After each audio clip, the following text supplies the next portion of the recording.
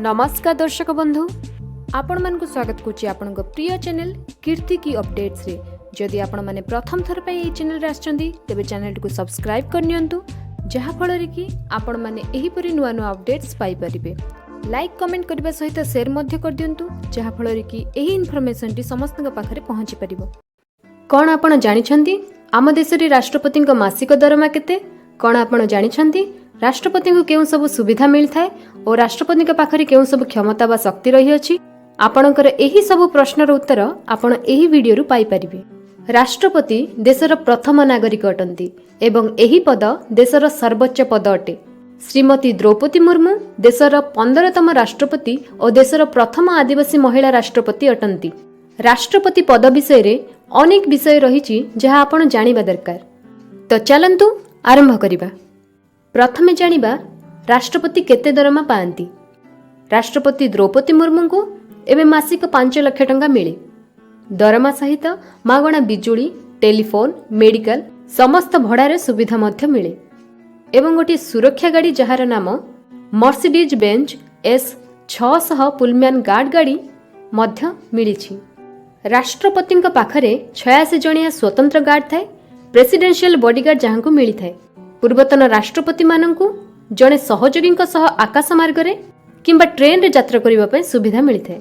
राष्ट्रपति सेवानिवृत्त हेबा परे प्रति मासरे 2.5 लाख टंका पाआंती।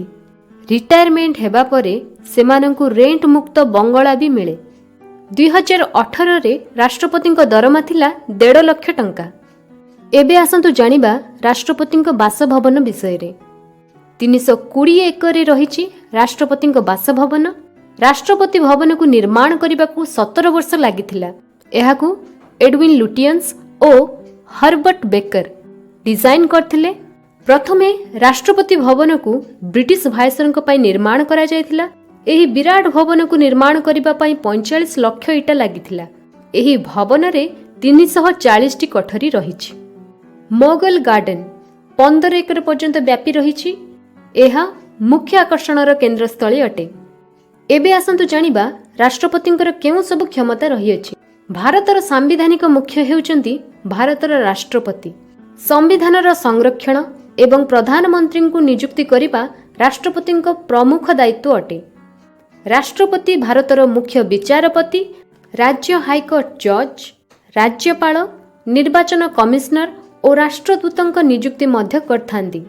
कैबिनेट पास परे पार्लियामेंट रे पास होइथिबा बिल राष्ट्रपतिंक पाखकु जाए। कोनोसी बिल मंजूर होई परिबो नाही जदि सेथिरे राष्ट्रपतिंक दस्तखत नाही। किंतु संसद रे द्वितीय थर पास हेले बिल उपरे दस्तखत करंती राष्ट्रपति। राष्ट्रपति मनी बिल व्यतीत अन्य जे कोनोसी बिल रो पुनर्विचार पई पुणी थरे पठेई परिबे। 3 सेनार मुख्य अटंती राष्ट्रपति। धारा 72 अनुसार राष्ट्रपति को विशेष क्षमता मिली। एही धारा अनुसार राष्ट्रपति दोषी दंड को क्षमा करि पारिबे। जणे फांसी दंडादेश पाइथिबा दोषी उपरे निष्पत्ति मध्य नहीं पारिबे।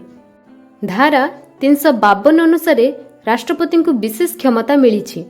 एही धारा अनुसार राष्ट्रपति युद्ध किंबा बाह्य आक्रमण किंबा सशस्त्र विद्रोह समय रे देश रे जरूरी परिस्थिति घोषणा करि पारंती।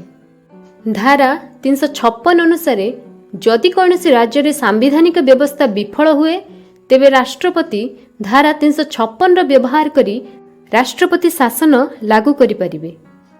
धारा 360 अनुसार वित्तीय आपात घोषणा मध्य करि परिबे।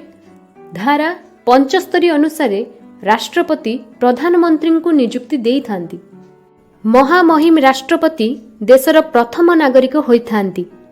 राष्ट्रपतिर पद को ग्रहण करथिबा जणे श्रेष्ठ नागरिक मध्य अटंती, जहार जीवन उच्च आदर्श एवं प्रेरणा भरा अटे।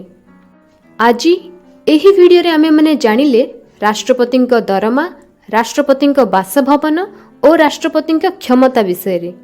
आज पई एतिकी। पुणी आसीबी नुआ नुआ अपडेट्स नै। वीडियोटी को संपूर्ण देखिथिबारु आपण समस्त को बहुत बहुत धन्यवाद। Subscribe, like, share and comment मध्य कर दियंतु। Thank you for watching.